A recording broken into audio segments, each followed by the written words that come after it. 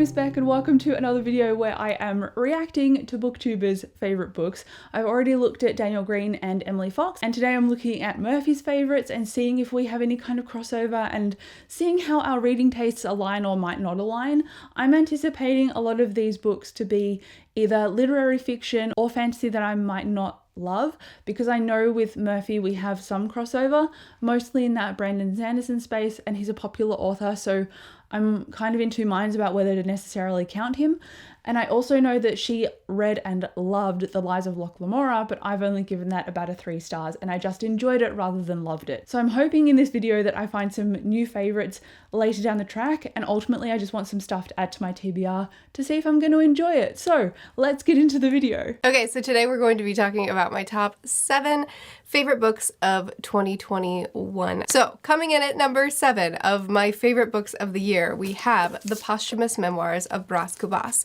This book was picked up on a whim. I didn't know anything about it. I think I just saw it at a bookstore. It sounded interesting. I don't even know if I read the back cover or if I just looked at the title and thought, huh, that's weird, and started reading. And man, did it surprise me. This book is about a man who died and then wrote his memoirs. And according to him, the story of how this happened in this order is very interesting, but not really worth telling. So we don't get to find out how this phenomenon happened, but then he tells his memoir. He tells the story of his life, and he tells it in this very dry and blunt way of, I'm dead now, so what does it matter? I'll just tell the truth. That sounds hilariously odd, but also very deeply entrenched in literary fiction, which makes me incredibly nervous because I don't read literary fiction, or well, I don't anymore. I read a lot during my high school and my university years because I had it as a subject and I would study different literary texts for it. So I have read a lot of literary texts, and I liked them then somewhat because they would be analysed in class, and so I could appreciate the depth to them. But if I'm just reading them now and even talking about them in a video, like an analysis kind of video or discussion, it doesn't have the same grip on me. I don't have any accountability to reading it because I can just decide to DNF it. I don't have to read it for a class. I don't have to write an essay on it. So the fact that this is on here, I'm probably not going to read it, but because it sounds so odd, maybe I should try it. The title will either alienate you or grab you, and for Merphy it seemed to grab her. For me it feels alienating. I'm really not sure. Coming in at number 5 is going to be The Frenchman's Creek. I love Daphne du Maurier. Daphne du Maurier is an author that writes extremely atmospheric, uncomfortable, unsettling books. Everything she writes is so, I feel like I'm there. I feel like I can see and taste it all. And she loves to put you in settings that are very uncomfortable.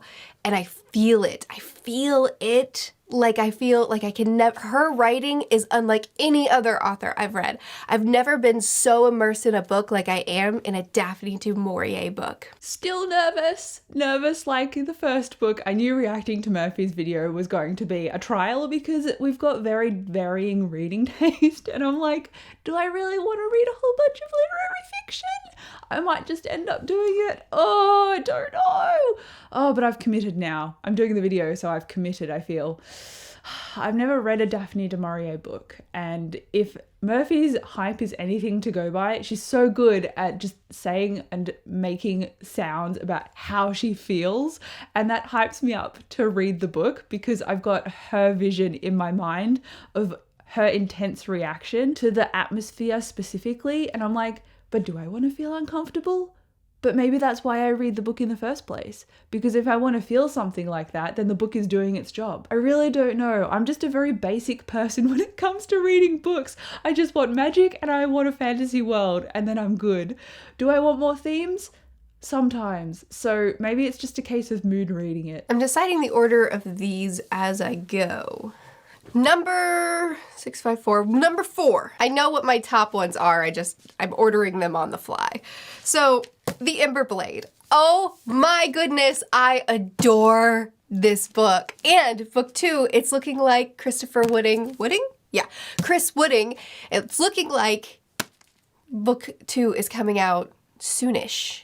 He's finished the first draft. I would say that this is heavily and transparently inspired by Lord of the Rings. He wears that inspiration on his sleeve and yet still does his own thing. So a lot of classic fantasy is heavily inspired by Lord of the Rings. And if you've read very much classic fantasy, then you kind of know how classic fantasy feels, because a lot of classic fantasy feels very similar. And the Ember Blade feels like a classic fantasy, feels like a classic fantasy to its core, while still having a little bit of modernness to it. Okay, so initially, because she was saying it felt like Lord of the Rings, I was worried because classic fantasy and me don't really get along. If it's a book like this, maybe I will like it, because she said that it had kind of modernness to it. So I think that's my in for enjoying this book. And it's a fantasy, which makes me very relieved.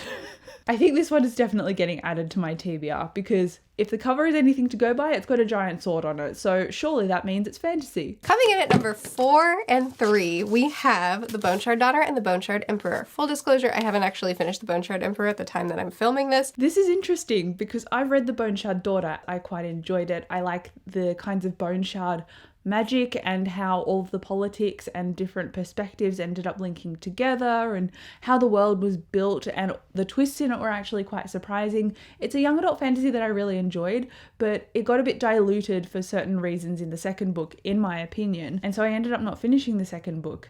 And so because I DNF'd the second book, that makes me concerned if Merphy's really liked these, that our tastes are quite different still. So I think our tastes are just vastly different, and out of the 3 now that I've done, so Merphy's video, Emily's video, and Daniel's video, I'm thinking that most of my tastes will cross over with Emily's, even though she had the girl with the dragon tattoo and I don't really read crime and stuff. I think my taste is most similar to hers. And somewhat Daniel's, but I feel like Daniel and Merphy can be grouped together and me and Emily can be grouped together. I just feel the vibes are very different, but in a good way, because we can't all love the same stuff because reading is so subjective. Okay, on to the next part. All right, we're down to the top 2. So next will be One Piece. So One Piece is, you may have noticed I've been talking about it some on the channel. It's a really freaking long manga that when I entered it, did not know how long it was, really what it was about, except pirates, which appealed to me. And I just didn't know. But at first it was good. And then it got good. Oh no, Daniel also had this on his favorites list, and because of how long it is, I have been putting it off. And also I only know that it's about pirates and that it's a very long manga series, and there's an anime. I love anime and manga, don't get me wrong, but I knew how long this series was. So unlike Merphy, I have avoided it because of its length, whereas she has jumped in and now it's on her favorites list. So who truly is the winner here if I have not read it and not discovered a new favorite? I think I'm gonna have to read One Piece, aren't I? And finally, my top book of the year, my favorite book that I read all year long, I can't find. I've searched. I spent like 20 minutes before I sat down to film looking for this book, and I don't know. I got it from the library. I read it from the library. I loved it. I bought my own copy so I could reread, and I don't know where it is.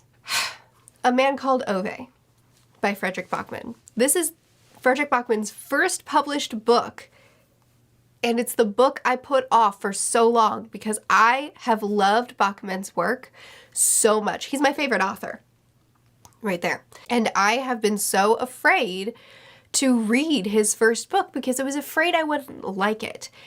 And Ove is maybe my favorite Backman, maybe. And Every Morning the Way Home Gets Longer and Longer could also be it. It's really hard to tell. Ove is the story following an old, grumpy man who just wants to be left alone.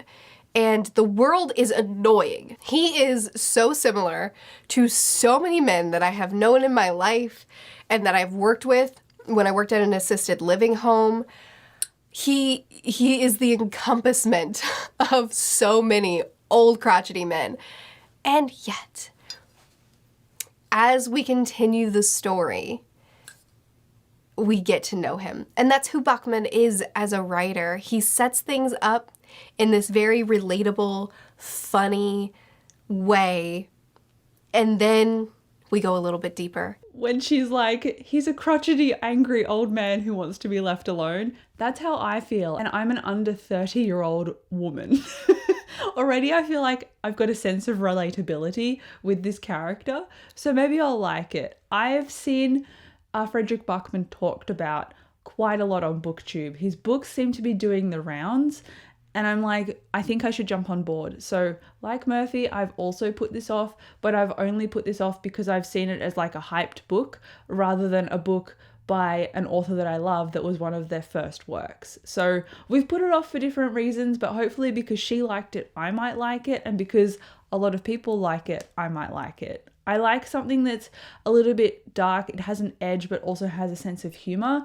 And it seems like this main character is going to tick all of those kinds of boxes. Beyond that, I don't know what the book is actually about. And I'll have Goodreads links for the books down below. So obviously this video doesn't really cover synopses because I'm not letting the video ramble on and discuss what the book is because I don't want to know too much about what I'm potentially going to be reading. So I'll link everything down below. But I believe that's the last book on Merphy's favorites list. And that book and the other fantasy book by Chris Woodard or Wood something, those are the two that I'm really excited for out of this entire list. The others, much fear, especially because they're not in my genre and one of them is like 20 years long. Wait, how long has One Piece been going for? I said 20 years long is kind of a joke that it was just so ongoing, but maybe it has been going that long. Maybe future me will put it on the screen and then we will all know, except present me, who is filming this video. Anyway, to stop rambling, I'm going to end this now. Thank you so much for watching this video. Come chat to me down below in the comments. Thank you again so much for watching and I'll see you in my next one. Bye.